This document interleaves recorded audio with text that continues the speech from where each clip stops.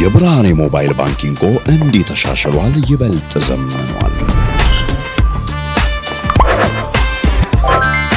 በብርሃን ፍጥነት ያሻውትን የሚፈጽሙት ጊዜውን የሚመጥን የሞባይል ባንኪንግ አገልግሎት ከብርሃን ባንክ። እስኪ መተግበሪያውን አፕዴት ያድርጉና አዲሱን አቀራረብ ይመልከቱ።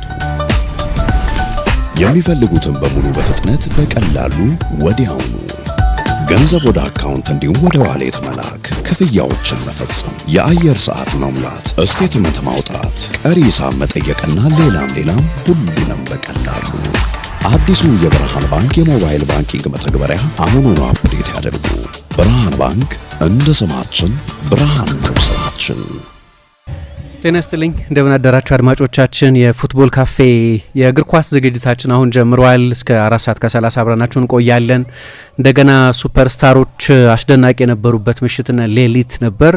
ትላንትና የአርጀንቲናው ኮከብ ሊዮኔል ሜሲ 18ኛ የዓለም ዋንጫ 17ኛና 18ኛ የዓለም ዋንጫ ጎሎቹን አርጀንቲና ኦስትሪያን 2-0 ባሸነፈችበት ጨዋታ አስቆጥሮ በዓለም ዋንጫ የውድድሩ ታሪክ ከፍተኛው ጎል አስቆጣሪ ሆኗል። በዚህኛው ሳምንት 39 ዓመት ይሆነዋል። ግን በሁለቱ የዓለም ዋንጫ የመጀመሪያ ጨዋታዎች 5 ጎሎች አስቆጥሯል ሊዮኔል ሜሲ። የመጀመሪያው የአልጄሪያ ጨዋታ ላይ ሃትሪክ ሰርቶ ነበር።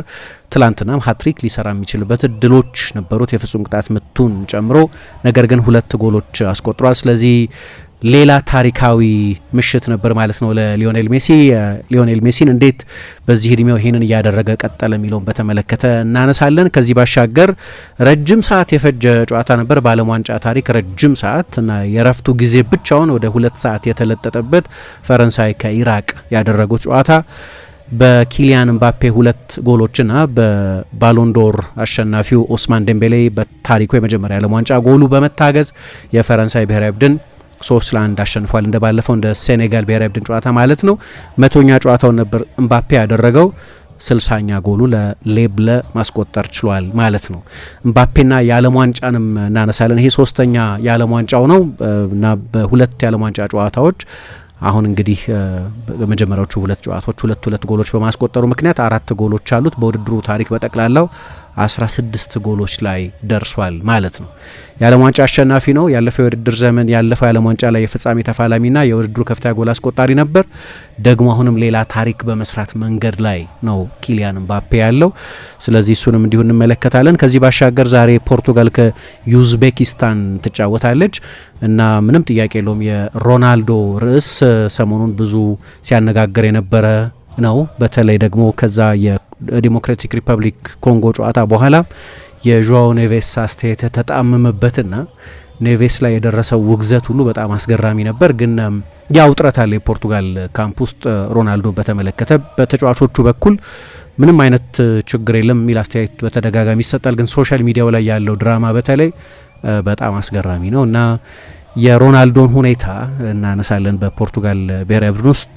ስለዚህ እነዚህ 3 ርዕሰ ጉዳዮች እንወያይባቸዋለን። ምናልባት እንደ ጊዜ ፈቃድ ሌላ አንድ ልናነሳው የምንችል ርዕስ የዓለም ዋንጫ በአንድ ውድድር ከፍተኛ ጎል አስቆጣሪ የመሆን ታሪክ ሊሻሻል ይችላል ወይ የሚለውን ነው። አሁን እንግዲህ ትልልቆቹ ከዋክብት ሜሲ 5 ጎሎች አሉት። ምባፔና ሃላንድ 4 ጎሎች አስቆጥረዋል። ኬን በመጀመሪያው ጨዋታ ላይ 2 ጎሎች አስቆጥረዋል። ሌሎች ብዙ ጎሎች እያስቆጠሩ ያሉ አጥቂዎች አሉ። የጁስ ፎንቴን ሬከርድ ረጅም ጊዜ የቆየና በእግር ኳስ ለማሻሻል ከሚቸግሩ ሬከርዶች መካከል እንደ አንዱ ሲቆጠር የኖረ ነው። 1958 የዓለም ዋንጫ ላይ በአንድ የዓለም ዋንጫ በ6 ጨዋታዎች 13 ጎሎች ነበር ያስቆጠረው።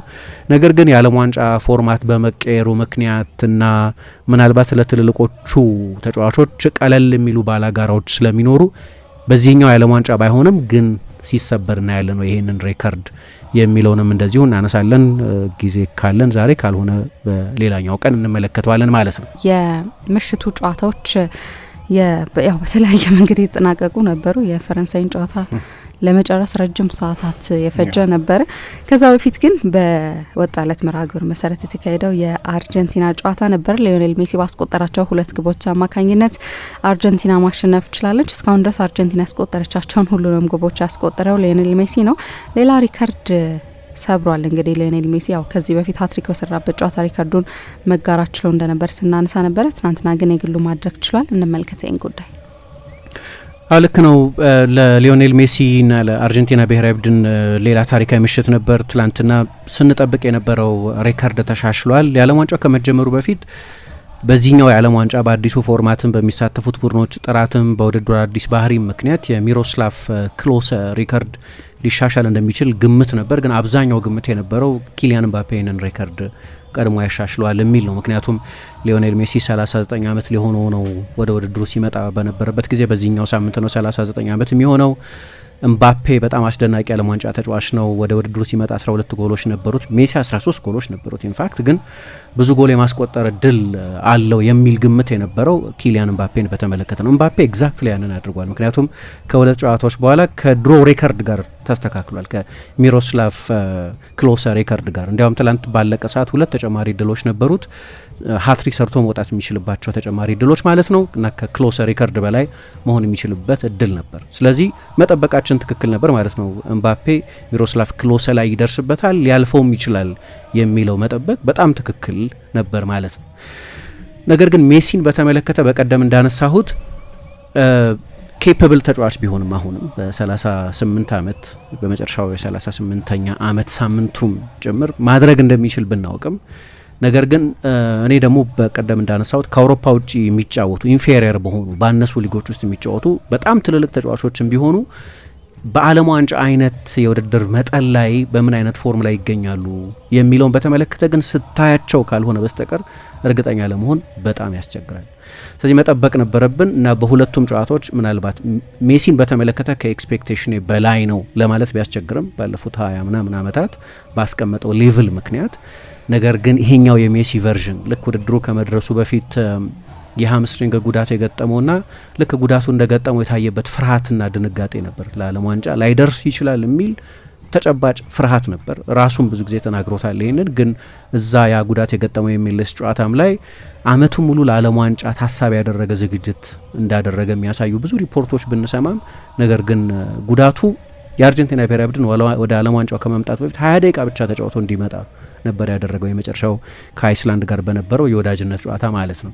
ስለዚህ ሜሲ ይህንን ሬከርድ ማሻሻል አይችልም የሚል ያነሰ ግምት ነበር ልል ባልችልም፣ ግን እርግጠኛ ለመሆን ያስቸግር ነበር። አሁን አልፎታል እና 18 ጎሎች አስቆጥሯል። ሚሮስላቭ ክሎሰ 16 ጎሎች ነበር ያስቆጠረው። ሮናልዶ ፌኖሜኖ ወይም ሮናልዶ ናዛሪዮ 15 ጎሎች። እምባፔ አሁን ከሚሮስላቭ ክሎሰ እኩል ነው።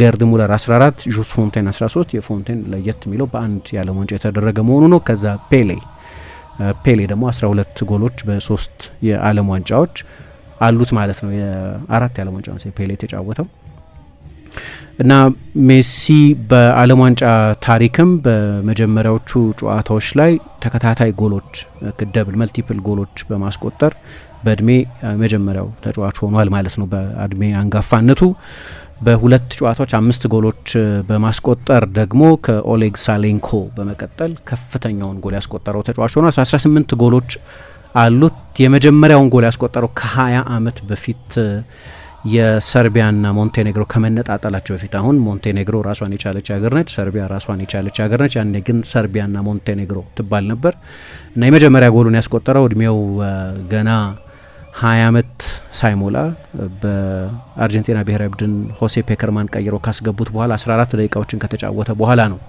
የመጀመሪያ ጎሉን ያስቆጠረው። በቀኝ እግሩ ነበር ያንን ጎል ያስቆጠረው። ከዚያ በኋላ ግን በመጀመሪያዎቹ 2 የዓለም ዋንጫዎቹ 1 ጎል ብቻ ነበር ያስቆጠረው፣ ይችኛዋን ጎል ብቻ ማለት ነው። ምክንያቱም በደቡብ አፍሪካ በነበረው የዓለም ዋንጫ ሜሲ በጣም አስደናቂ ውድድር ዘመን ከክለቡ ጋር ቢያሳልፍም እና የባሎንዶር አሸናፊ ቢሆንም በዛ አመት ነገር ግን ለአርጀንቲና ብሔራዊ ቡድን ጎል ሳያስቆጥር ነበር ከውድድሩ ውጪ የሆነው በደቡብ አፍሪካ የዓለም ዋንጫ እና ወደ ካታር የዓለም ዋንጫ በመጣበት ጊዜ ሊዮኔል ሜሲ ባለፈው እንግዲህ 7 ጎልና አሁን ደግሞ 5 ጎሎች አስቆጥሯል። ስለዚህ 6 ጎሎች ብቻ ነው የነበሩት ማለት ነው ወደዛኛው የዓለም ዋንጫ በመጣበት ጊዜ። እንዲያውም ከዛ ከደቡብ አፍሪካ የዓለም ዋንጫ በኋላ ዲየጎ ማራዶና የዛ ቡድን አሰልጣኝ ነበር። በጀርመን 4-0 ነበር የተሸነፉት። በሻወር ውስጥ ሙሉን ምሽት ሲያለቅስ አይቼዋለሁ ብሏል። በመጥፎ ሁኔታ ነበር የተሸነፉት። ለሱም መጥፎ የዓለም ዋንጫ ነበር። ግን ደግሞ ጎሎች ሲያስቆጥር የጎሎቹ ዋጋም በጣም ከፍተኛ ነው። ምክንያቱም 18 ጎሎች አስቆጥሯል። እሱ ጎል አስቆጥሮ አርጀንቲና ያላሸነፈችው ጨዋታ አንድ ጨዋታ ብቻ ነው ከሳውዲ አረቢያ ጋር በነበረውና የዛሬ 4 ዓመት ገደማ የባለፈው የዓለም ዋንጫ በተደረገበት ጊዜ 2-1 ሲሸነፉ ጎል አስቆጥሯል፣ ግን በቂ አልነበረም። በዛ ጨዋታ ላይ ብቻ ነው እሱ ጎል አስቆጥሮ ቡድኑ የተሸነፈው። በካታር የዓለም ዋንጫ 22 ጎሎች፣ በዚህኛው የዓለም ዋንጫ 5 ጎሎች፣ በዚህኛው የዓለም በ22 ማለት ነው፣ በዚህኛው በ26 5 ጎሎች አስቆጥሮ እንግዲህ ባለፉት 2 የዓለም ዋንጫዎች ብቻ 12 ጎሎች አስቆጥሯል ማለት ነው። ደግሞ ትላንትና ባለፈው ጨዋታ ላይ እንዳየነው በቀኝ እግሩም ጎል አስቆጥሯል። ሜሲ ብዙ የቀኝ እግር ተጫዋች አይደለም ይሆናል፣ ግን አንዳንድ ጎሎች አስቆጥሯል። በ2018ቱ የዓለም ዋንጫ ከናይጄሪያ ጋር፣ ግን በመጀመሪያ ጨዋታው ከሰርቢያና ሞንቴኔግሮ ጋር፣ በ2022ቱ የዓለም ዋንጫ ፍጻሜ ከፈረንሳይ ጋር እና በቀደም ከአልጄሪያ ጋር በነበሩት ጨዋታዎች ከ18ቱ ጎሎች 4ቱን በቀኝ እግሩን ያስቆጠረው። ግን ሌላም ታሪክ ነበር ትላንትና፣ ፖዚቲቭ ብቻ አልነበረም። የፍጹም ቅጣት ምት ስቷል እንደምታውቂው። ልክ በቻምፒየንስ ሊግ ፍጻሜ ያየነው አይነት ቴክኒክ ነው። የኦስትሪያው ግብ ጠባቂ አልወደቀም። ሜሲ ከተንደረደረ በኋላ ቆም አለ፣ ግብ ጠባቂውን አቅጣጫ ለማሳት ሞከረ፣ ግብ ጠባቂው አልወደቀም። ስለዚህ እርግጠኛ መሆን ነበረበት ኢላማውን እንደሚያገኝ እና ጥግ ማስያዝ ነበረበት። ግን የተሳተ የፍጹም ቅጣት ምት ነበር።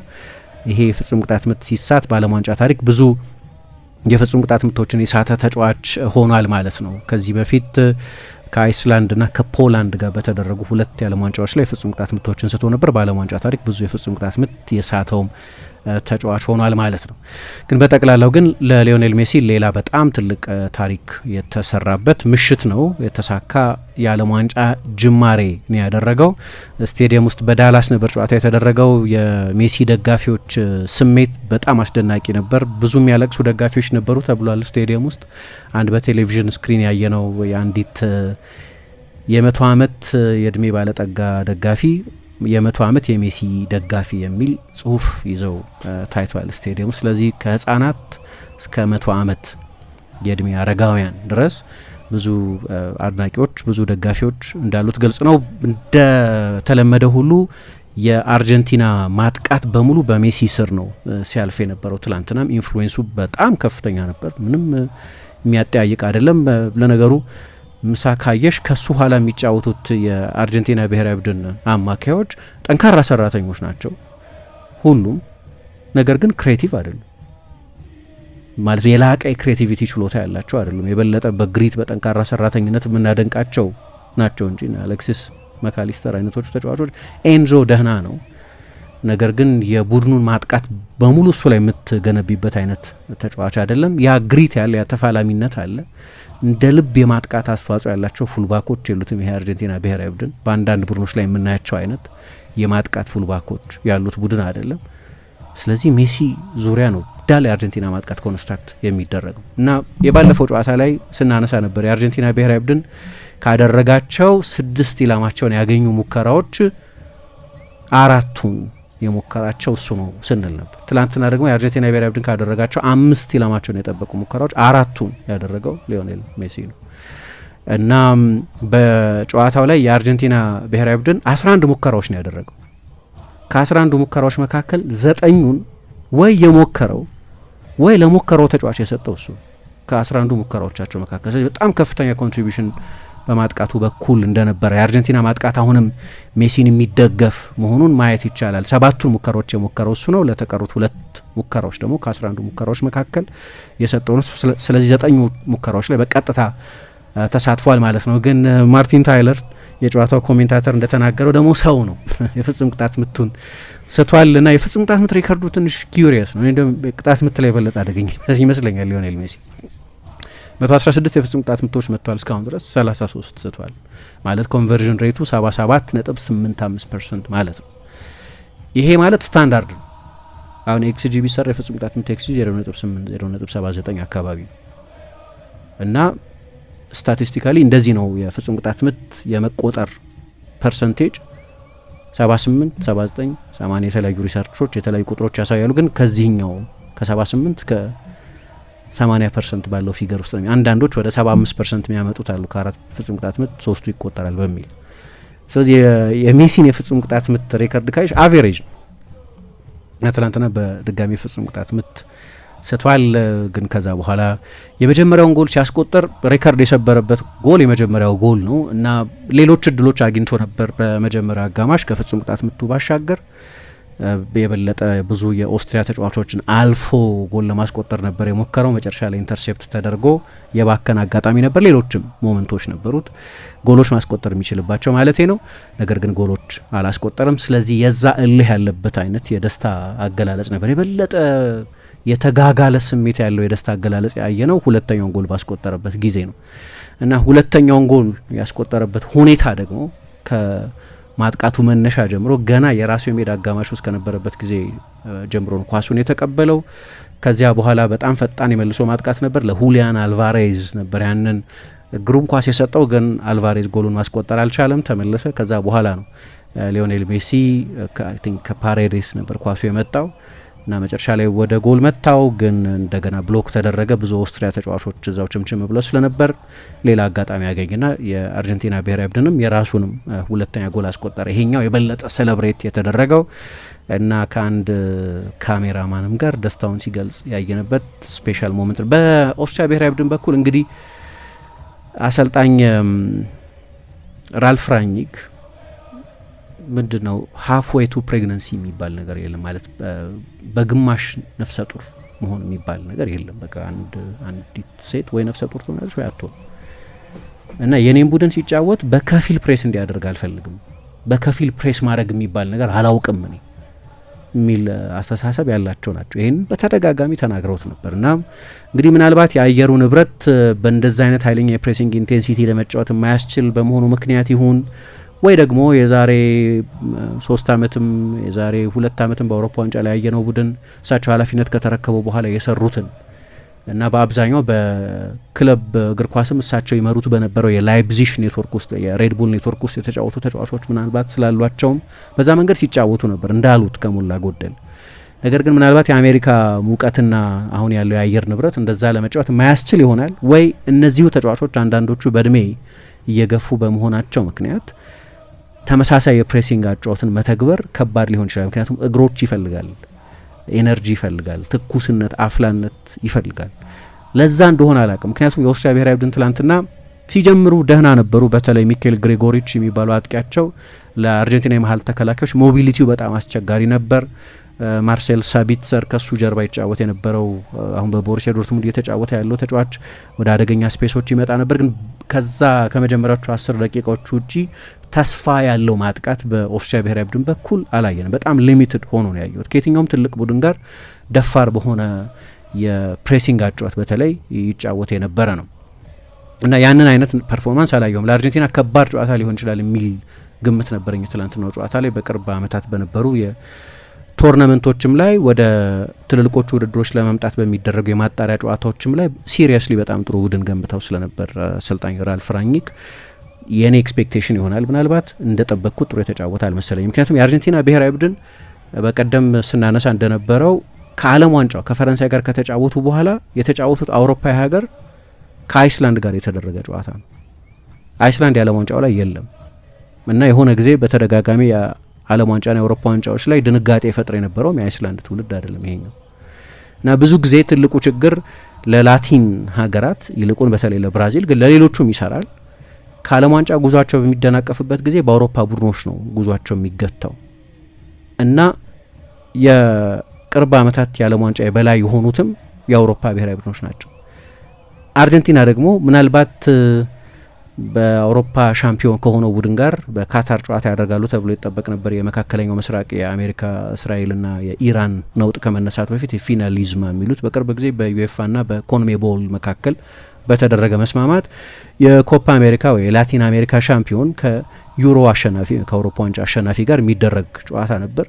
ሳይደረግ ቀረ። በዛ ፈንታ ሌላ የወዳጅነት ጨዋታ ነበር የተደረገው እና ከዛ ጨዋታ በኋላ ዲቦ ማርቲኔዝ እንኳን ከስፔን ጋር አልተጫወትም፣ ምክንያቱም እንደዚህ ብንጫወት ኖሮ በሚያዋርድ ሁኔታ ልንሸነፍ እንችል ነበር ብሎ ስለነበር ከአውሮፓ ቡድኖች ጋር የላቲን ቡድኖች ይገናኙ ነው ምናልባት የመጨረሻው እውነተኛ ፈተና የሚሆነው። ኦስትሪያ ነሰሰር ኦስትሪያ ማለት አይደለም፣ የበለጠ ጠንካራ ቡድኖች አሉ፣ ግን ብዙ ጊዜ የላቲን ቡድኖች በእንደዚህ አይነት ቡድኖች ይቸገሩ ስለነበር።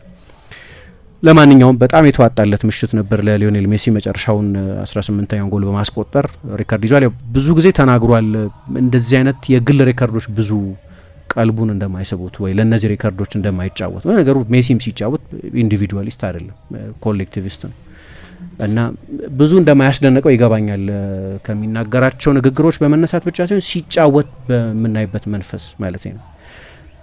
ነገር ግን ጥሩ ሪከርድ ነው፣ ግን ለዚህ ሪከርድ አይደለም የተጫወተው። ባለፈውም ከሚሮስላቭ ክሎሰ እኩል ከሆነ በኋላ በየትኛውም ጊዜ የሚሸበር ሪከርድ ነው። አሁን ዛሬ ለምሳሌ ኤምባፔ 2 ጎሎች አስቆጥሯል እና የጋራ ግባችንን ማሳካት ነው የበለጠ ለኛ አይነት ተጫዋቾች አንገብጋቢ የሚሆነው። የግል የኔ ይሄን ያህል ጎል ማስቆጠር አለማስቆጠር ብዙ ማተር አያደርግም፣ ደስተኛ ነኝ በቡድኑ በማሸነፉ፣ ስለዚህ የኔ ትኩረት እሱ ነው የሚል አስተያየት ሰጥቷል። ግን ትላንትና ከጨዋታው በኋላ አዎ ጥሩ ሪከርድ ነው ብሏል። ግን ያን ያህል እንቅልፍ ያጣሁበት ይህንን ሪከርድ ለማሻሻል ግብ አድርጌ ወደዚህ ውድድር የመጣሁበት አይደለም የሚል አስተያየት ሰጥቷል። የመጀመሪያው ጎል ሲቆጠር ስንት ጊዜ እንደዚህ አይነት ጎሎች ሜሲ ሲያስቆጥር እንዳየሁ አላቅም። እንደ ሜሲ አይነቶቹን ተጫዋቾች በጣም የተለዩ የሚያደርጋቸው አንዳንዶቹን ነገሮች እናውቃቸዋለን፣ በብዙ ፊልሞች ላይ እናያለን።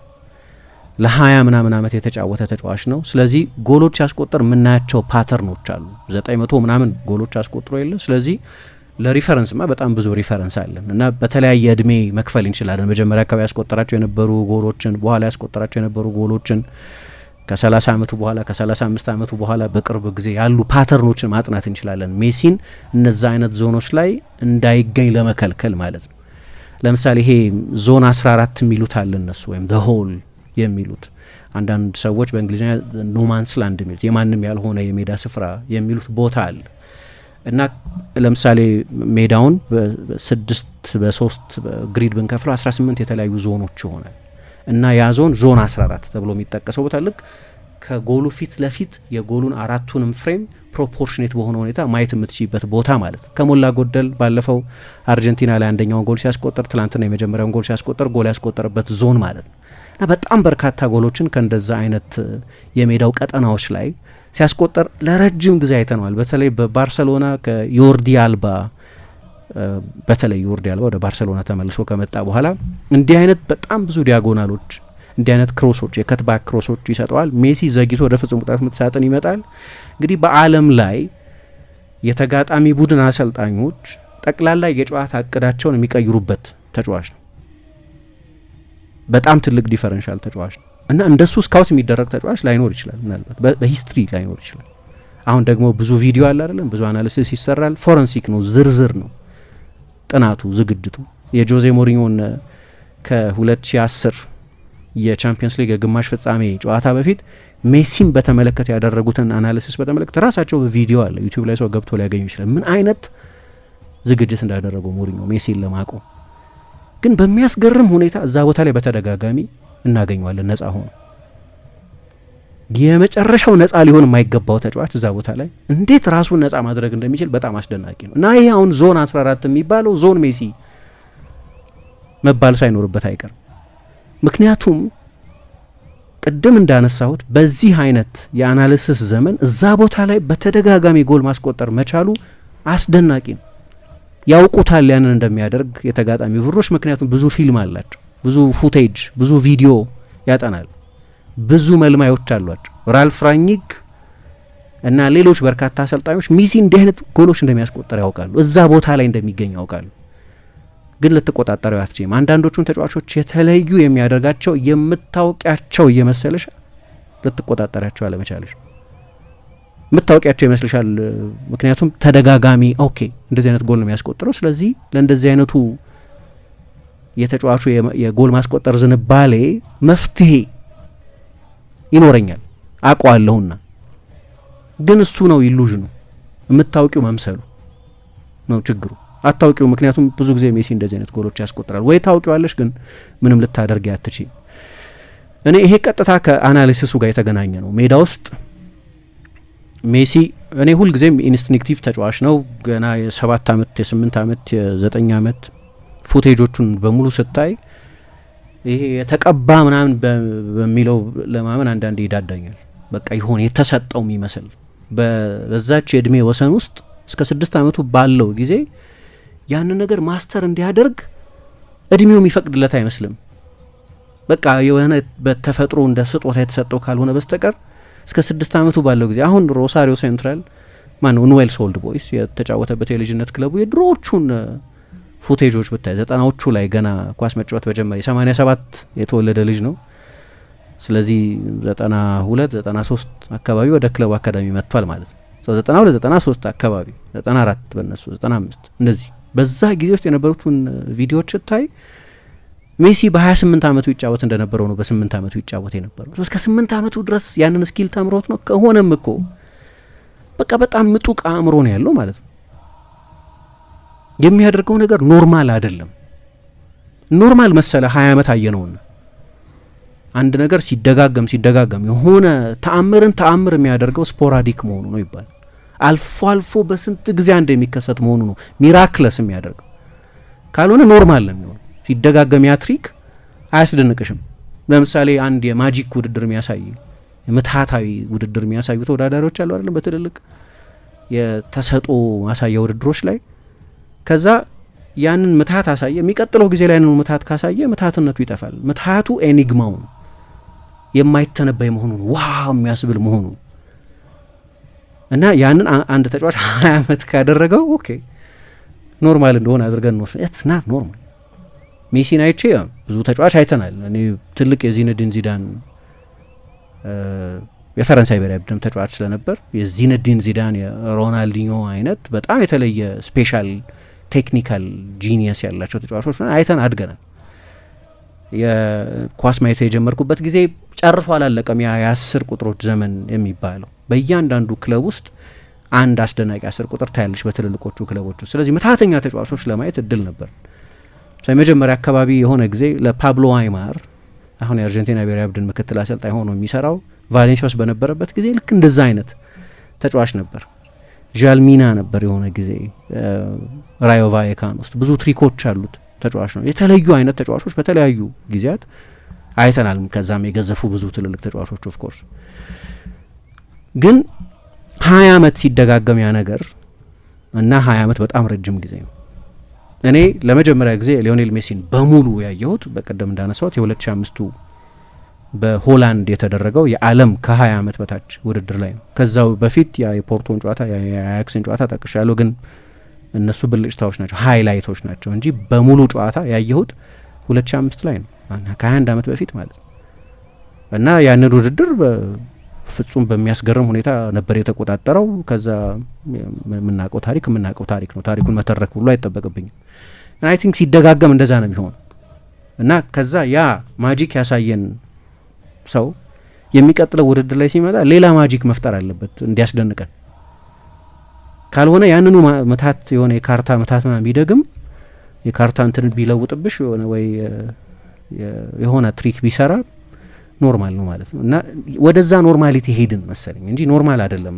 በተለይ ደግሞ በዚህ እድሜው የሚያደርገው ነገር ኖርማል አይደለም። እና ከሁሉ በላይ ግን ይህንን የአናሊቲካል ጭንቅላቱን የአእምሮውን ጨዋታ የሚያነብበትን ምጥቀት እዛ ዞን ላይ መገኘት ማለት ጓርዲዮላ 2016 ላይ አንድ ቃለ ምልልስ ነበረው ሜሲን በተመለከተ።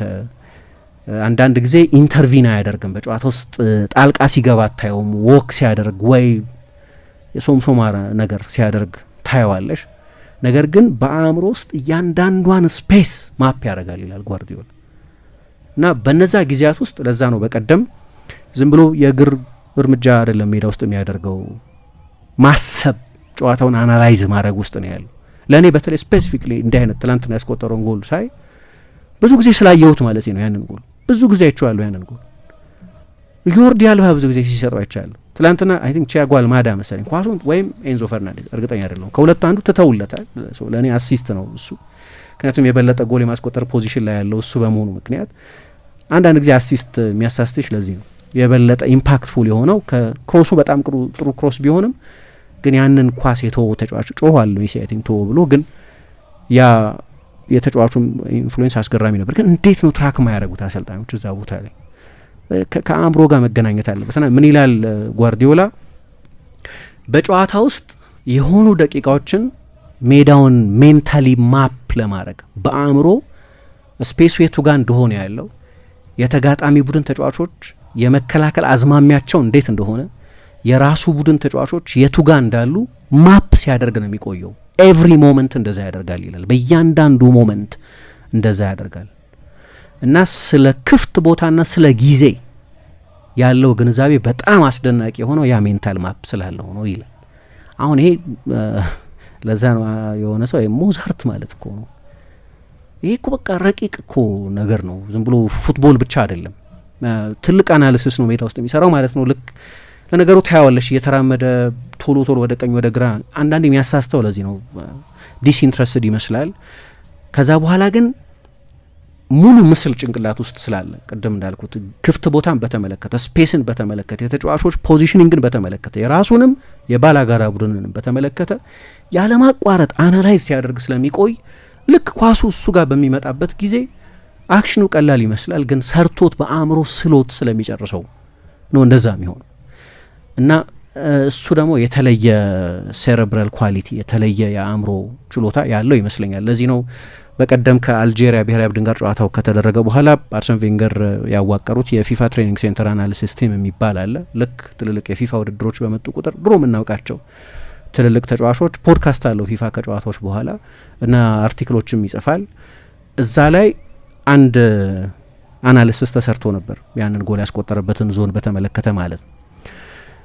እና ያ የሜሲን ዞን 14 ላይ የመገኘትን አቅም እና አይ ቲንክ በሱ ስም መጠራት አለበት፣ ምክንያቱም ስንት ከ900 ምናምን ጎሎቹ ስንቱን እዛ ቦታ ላይ እንደተገኘ አላቅም። እና በጣም አስደናቂ የሆነ የሜንታል ማፒንግ ችሎታ ያለው ተጫዋች ነው። ስለዚህ እናያለን አርጀንቲና በጣም ሴንትራል አጫወት የሚጫወት ቡድን ነው። ብዙ አንድ ሁለቶች አሉት፣ የሶስተኛ ሰው ሩጫ አለው፣ አክሰለሬሽኖች አሉት፣ ከኳስ ውጭ ያሉ ሩጫዎች አሉት። ግን ሁሉም ነገር የሚፍታታው ልክ እሱ እግር ስር ኳሱ በሚገባበት ጊዜ ነው። እና ሁለተኛው ጎል ከተቆጠረ በኋላ ሜሲ ሁለተኛውን ጎል ካስቆጠረና በዓለም ዋንጫ ታሪክ 18ኛ ጎሉን ካስቆጠረ በኋላ የነበረው የደስታ ስሜትም በጠቅላላ በቡድን ጓደኞቹ ማለት በካምፑ ምን ያህል እንደሚወደድ ምን ያህል እንደ መሪ እንደ ትልቅ ክብር እንደሚሰጠው የሚያሳይ ነው። በቅርብ ጊዜ እንግዲህ ሜሲን በተመለከተ የስካሎኒ ሶሲዮ አፌክቲቭ ፐርሰፕሽን የሚባል አለ። ልክ ቡድኑ እንዴት ነው መመራት ያለበት የሚለውን ጉዳይ በተመለከተ ዲክታተር ያለ አመራር ያለው አይነት አንበል አይደለም። ከሁሉም ጋር በጣም ጓደኛ ነው። ለዛ ነው እኮ እንደ ከሆኑ አማልክት መካከል እንደ አንዱ የሚቆጥሩት ተጫዋቾች አሉ ይላል ስካሎኒ። በቡድን ጓደኞቹ ውስጥ እሱን ሲያደንቁ ያደጉ ልጆች አሉ። አሁን ሜዳ ውስጥ እናያቸው የለ እነ ቲያጎ አልማዳ፣ ኒኮ ፓዝ አይነት ልጆች እሱ የመጀመሪያ ዓለም ዋንጫውን ጎሉን ባስቆጠረበት ጊዜ ምናልባት 2 ዓመታቸው 3 ዓመታቸው 4 ዓመታቸው ሊሆን ይችላል። ከ20 ዓመት በፊት ስለነበር ያንን ጎል ያስቆጠረው። ወደ እግር ኳስ ብቅ ካለበት ጊዜ ጀምሮ ነው ብዙዎቹ እንደ አይዶል እያዩት ያደጉት ናቸው ከተወሰኑት ተጫዋቾች በስተቀር ከነ ኒኮላስ ኦታሜንዲ አይነት ተጫዋቾች 38 ዓመት ነው። ስለዚህ የሜሲ እድሜ ኩያ ነው። ግን አብዛኞቹ ተጫዋቾች ያው ያለፉት 20 ዓመታት ላይ በነበረው ከፍተኛ ተጽዕኖ ምክንያት እንደ ትልቅ ጀግናቸው እያዩት ማደጋቸው ግልጽ ነው። ስለዚህ በዛ ምክንያት በአስደናቂ ተጫዋችነቱ ምክንያት የዓለም ዋንጫ ያሸነፈላቸው ተጫዋች በመሆኑ ምክንያት የሚሰጡት በጣም ትልቅ ክብር አለ እና ብዙ ተቆጥሮ ማያልቁ ድሎች ያሉት በመሆኑ ምክንያት እና ስፔሻል ተጫዋች በመሆኑ ምክንያት ግን ደግሞ ቅርበቱ በጣም ሰዋዊና የቅርብ ወዳጅ በመሆኑ ምክንያት በሰፈር ውስጥ አብሯቸው እንዳደገም ሰው ይመስላል እና ሁለቱም የተቀላቀለ ስሜት ነው። በጣም ታላቅ አክብሮትና ደግሞ የቅርብ ጓደኝነት የተቀላቀለበት። እንግዲህ መሪው እሱ ነው። አክብሮታቸውን የምታየው ሲኒማቲክ የሆኑ አንዳንድ ፉቴጆች ማየት ጀምረን ነበረ ከ2021 የኮፓ አሜሪካ ውድድር ጀምሮ። ለምሳሌ ወደ ማሟሟቅ ከመግባታቸው በፊት ይጠብቁታል ሜሲ። እሱ ቀድሞ እየመራቸው ወደ ሜዳ ካልገባ በስተቀር ማንም ተጫዋች አይገባ። አሁን ይሄ ማንም ኢምፖዝ ያደረገባቸው አይደለም፣ በፈቃዳቸው የሚያደርጉት ለዚህ ተጫዋች ያላቸውን ትልቅ ክብር ለማሳየት ሲሉ የሚያደርጉት ነው እና በሊደርሺፕም ቢሆን አንዳንዱ የመናገር አይነት የመሪነት አይነት በመጮህ መምራት አይደለም። በቃ የተጫዋቹ ማንነት ብቻውን ሪስፔክት ኮማንድ ያደርጋል። ከዛ ደግሞ ሰውነቱ ፐርሶናሊቲው የሚወዱት አይነት ፐርሶናሊቲ በመሆኑ ምክንያት እናም ታያዋለሽ ጎሎች በሚቆጠሩበት ጊዜ ለሱ ያላቸውን ስሜት እንዳለ ስታፉም ተጫዋቾቹም በሙሉ ያላቸውን ስሜት በሙሉ ማየት ይቻላል እና ለእኔ በጣም አስደናቂ ነው። የዓለም ዋንጫው ስኬታማ ነው በሜሲ ፐርሰናሊ ካየ ነው። ለሜሲ ብቻውን ካየ ነው እስካሁን ድረስ ተጨማሪ ተከታታይ ዓለም ዋንጫ ማሸነፍ ይፈልጋል። 3ኛው ሀገር ብቻ መሆን ይፈልጋል። ከዚህ በፊት 2 ብሔራዊ ቡድኖች ብቻ ናቸው ይህንን ያደረጉት ወይም ዋንጫ ዲፌንድ ያደረጉት ጣሊያን 38 እና 34 ከዛ በፊት እና ብራዚል 58 እና 62። ከዛ ውጭ በተከታታይ ዓመታት የዓለም ዋንጫን ያሸነፈ ቡድን የለም። ስለዚህ ያንን አይነት ታሪክ መስራት እንደሚፈልግ እርግጠኛ ነኝ። ግን ካየ ነው ግን በጣም የተሳካ ምክንያቱም እኔ የኢንተር ማያሚ ቁጥሮቹ አስደናቂ ናቸው፣ ግን ሜሲን ከዛም በላቀ አስደናቂነቱ ስለሆነ ማቀው በ104 ጨዋታዎች 90 ጎሎችና 51 አሲስቶች ማለት አብዘርድ ቁጥር ነው። እዛም ቢሆን የማይታመን ቁጥር ነው። ግን የሌላ ተጫዋች ቁጥር ቢሆን ነው የበለጠ የሚያስደንቀኝ። ሜሲን በአንድ አመት 73 የሊግ ጎሎች ያስቆጠረ አይቻለሁ። በአንድ አመት 90 ጎል፣ በአንድ ሲዝን 74 ጎል ሲያስቆጠረ አይቻለሁ። ማንም ተጫዋች በታሪክ አድርጎት አያውቅም። በአንድ ሲዝን 90 በአንድ ካሌንደር አመት 90 ምናምን ጎል ሲያስቆጠረ አይቻለሁ። የጎሎች ጉዳይ ከሆነ ማለት ያንን በሃየር ሌቭል በቻምፒየንስ ሊግ በላሊጋ በምን ሲያደርገው ስላየው ብዙ የሚያስገርም አይመስለኝም። ግን ትልቁ ጥያቄ እንዴት በዚህ እድሜ ይህንን ማድረግ ቻለ የሚለው ነው። በሁለት የዓለም ዋንጫ ጨዋታዎች 5 ጎሎች አስቆጥሮ ነው የጀመረው እና በዚህ እድሜው በአሜሪካ ሲያደርገው ቆይቷል። ግን ያንን ሪዘርቬሽን የኔ ሪዘርቬሽን ነው እሱ።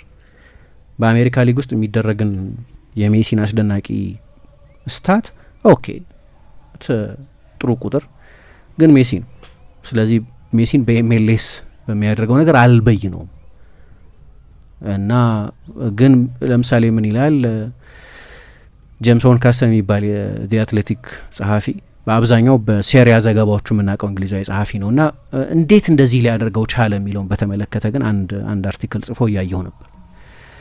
ያው በቀደም ጎሉ ሲቆጠር እንዳየ ነው ልክ ሃትሪክ ከሰራ በኋላ ሊዮኔል ስካሎኒ በተቀመጠበት ነው ሄዶ ቀይሮ ካስወጣው በኋላ 10 ደቂቃ ሲቀረው ሄዶ ያቀፈው እና እምባ ሲተናነቀው አየን። ሊዮኔል ስካሎኒ በሜሲ ህይወት ውስጥ በጣም ትልቅ ድርሻ ያለው ሰው ነው። አሰልጣኝ ከሆነ በኋላ ሜሲ ያሸነፋቸውን ትልልቅ ዋንጫዎች ያሸነፈው ከሱ ጋር በመሆኑ ብቻ ሳይሆን የአርጀንቲና ብሔራዊ ቡድን ተጫዋች ሆኖ በጀመረበት ጊዜ በዛ የፔከርማን ቡድን ውስጥ ከቡድኑ መሪዎች መካከል አንዱ ተደርጎ ይቆጠር የነበረና ሜሲን የእንግድነት የባይተዋርነት ስሜት እንዳይሰማው ያደረገ ግን ዘመንን ዶሚኔት የሚያደርግ ተጫዋች እንደሆነ ቀድሞ የተረዳ አድርገው ይቆጥሩታል ሰዎች።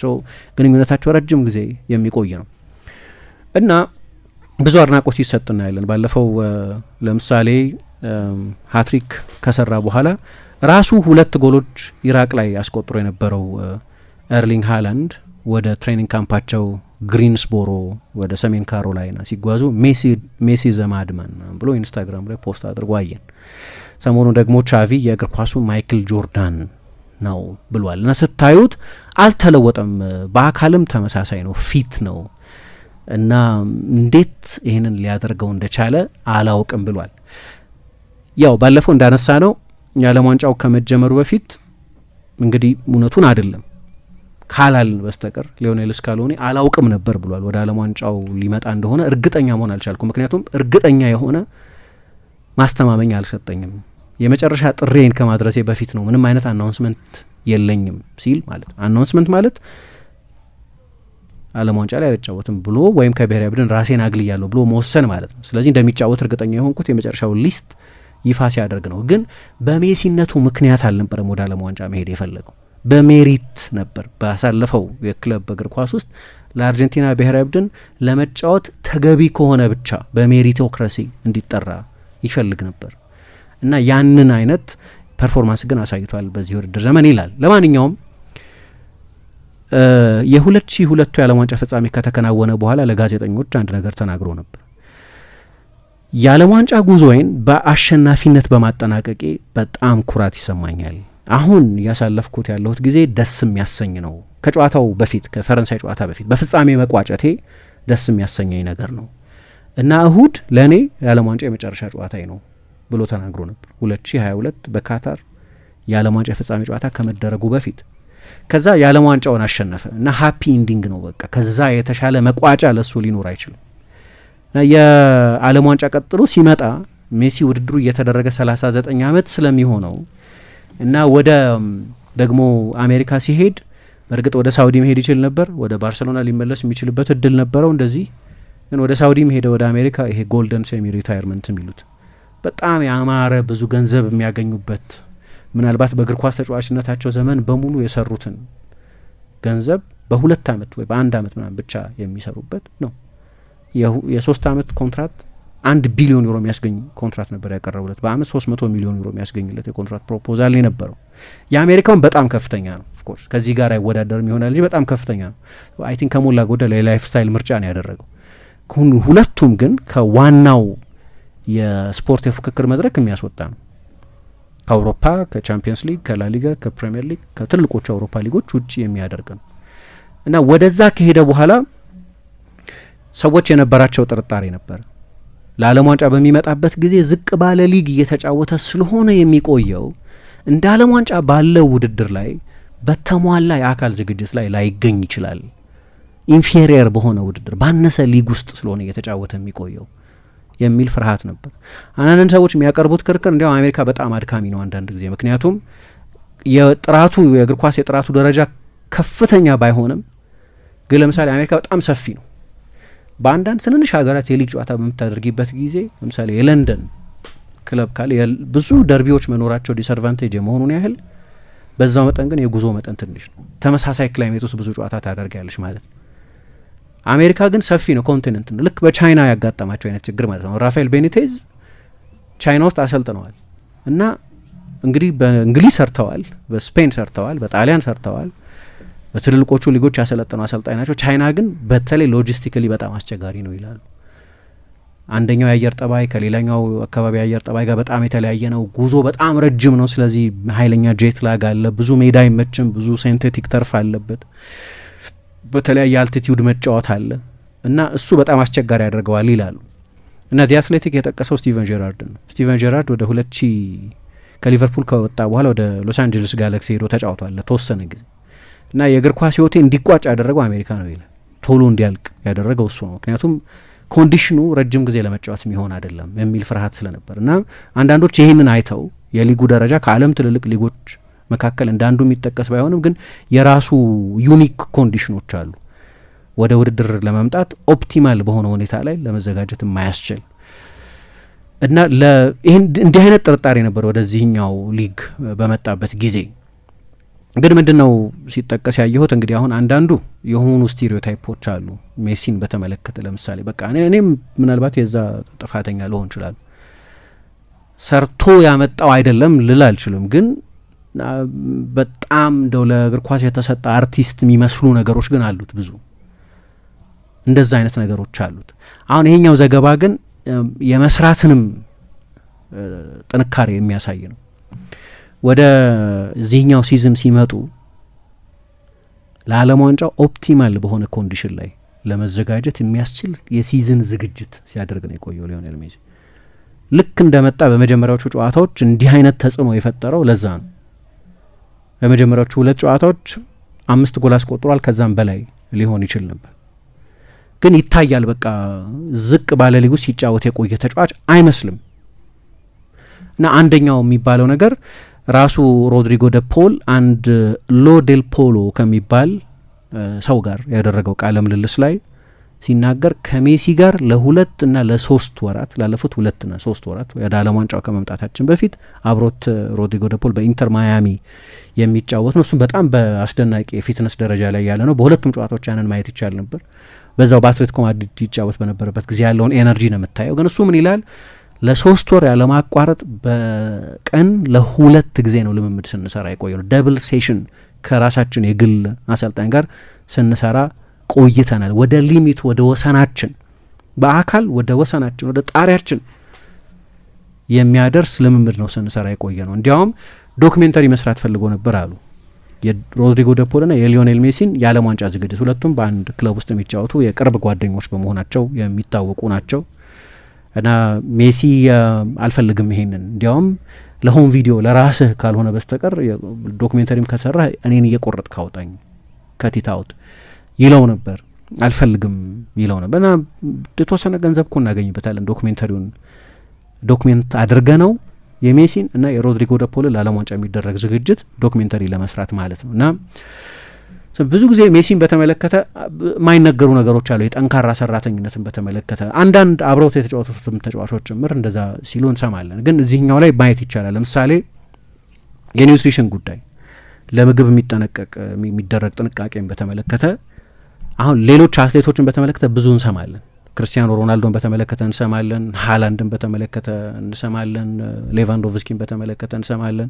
በዚህ እድሜ በዚህ አይነት የብቃት ደረጃ መጫወት የቻሉበት ዋናው ምክንያት ለምሳሌ አንደኛው የኒውትሪሽን ጉዳይ ነው ይባላል። ለምሳሌ ሜሲ ባለፈው እንዳነሳ ነው ፒዛ ይወድ ነበር፣ እንደዚህ ራሱ እንደሚለው ቸኮሌቶች ወድ ነበር፣ ለስላሳ መጠጦች ፊዚ ድሪንክስ ወድ ነበር እና አመጋገቤ ለአመታት ጥሩ አልነበረም ይላል እና ከጨዋታዎች በፊትና በጨዋታዎች መሀል ያስመልሰው ነበር በተደጋጋሚ ሊዮኔል ሜሲ እና ይሄ ከባድ ችግር ስለሆነ ወደ ጣሊያን ሄዶ በሰሜን ጣሊያን ያሉ የስፔሻሊስት ዶክተር ጁሊያኖ ፖዘር የሚባል ወደ እሳቸው ሄዶ ነው ከዛ በኋላ የተሻሻለ እንጂ በጨዋታዎች መሀል ያስመልሰዋል እና ከጨዋታ ቤት ያስመልሰዋል። እንዲህ አይነት ችግር ነበረበት። ለምሳሌ ከኒውትሪሽን ጋር እሱ የሚለው ጤነኛ ያልሆነ አመጋገብ ነው እስከ 27 ዓመቱ ድረስ የነበረኝ ይላል።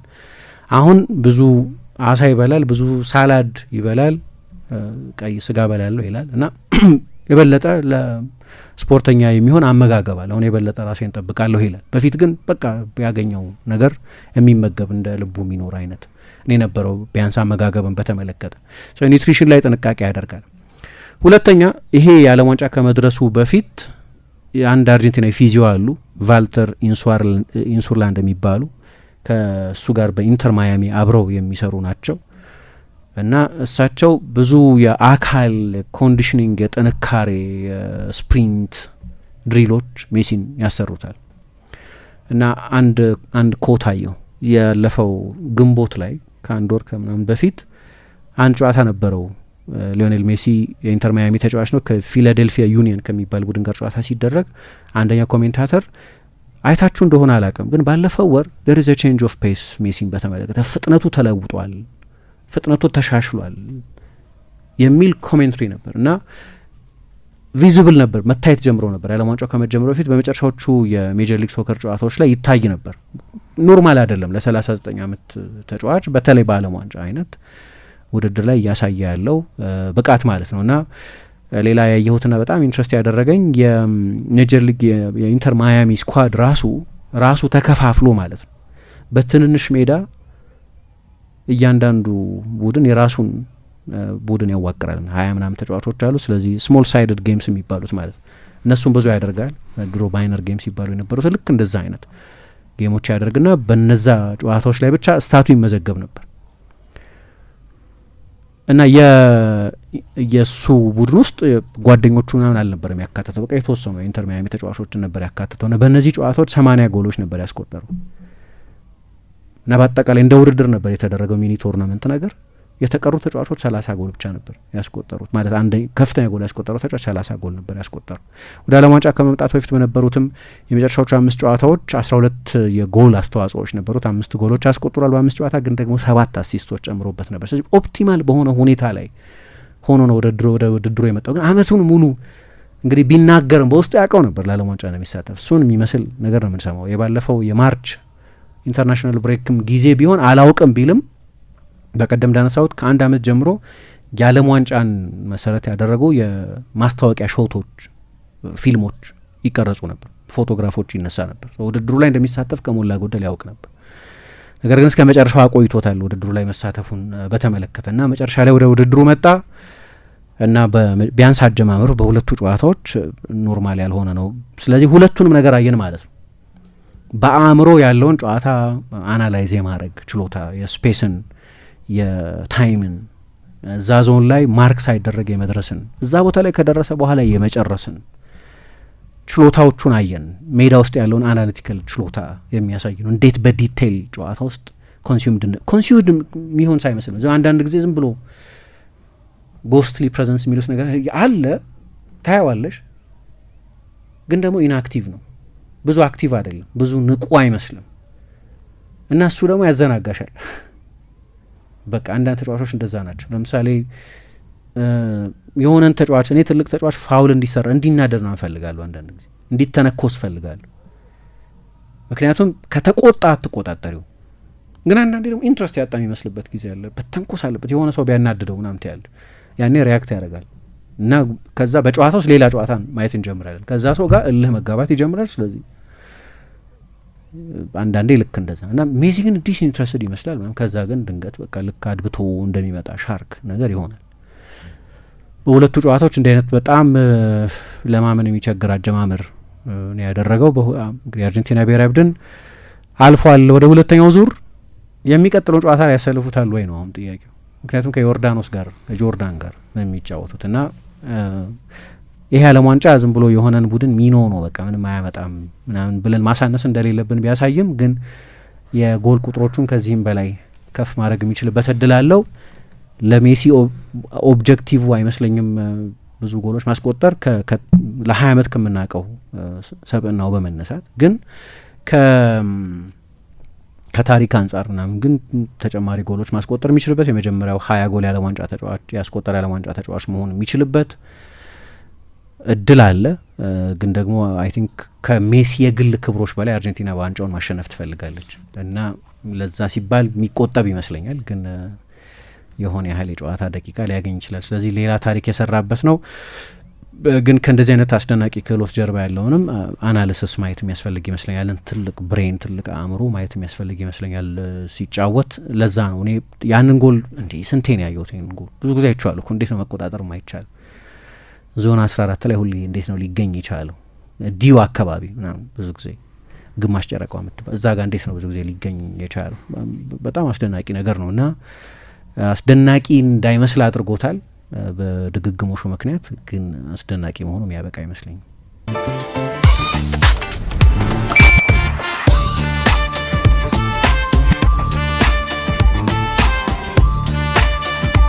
የብርሃን የሞባይል ባንኪንጎ እንዲህ ተሻሽሏል፣ ይበልጥ ዘምኗል። በብርሃን ፍጥነት ያሻውትን የሚፈጽሙት ጊዜውን የሚመጥን የሞባይል ባንኪንግ አገልግሎት ከብርሃን ባንክ። እስኪ መተግበሪያውን አፕዴት ያድርጉና አዲሱን አቀራረብ ይመልከቱ። የሚፈልጉትን በሙሉ በፍጥነት በቀላሉ ወዲያውኑ ገንዘብ ወደ አካውንት እንዲሁም ወደ ዋሌት መላክ፣ ክፍያዎችን መፈጸም፣ የአየር ሰዓት መሙላት፣ ስቴትመንት ማውጣት፣ ቀሪ ሂሳብ መጠየቅና ሌላም ሁሉንም በቀላሉ። አዲሱ የብርሃን ባንክ የሞባይል ባንኪንግ መተግበሪያ አሁኑኑ አፕዴት ያድርጉ። ብርሃን ባንክ እንደ ስማችን ብርሃን ነው ስራችን።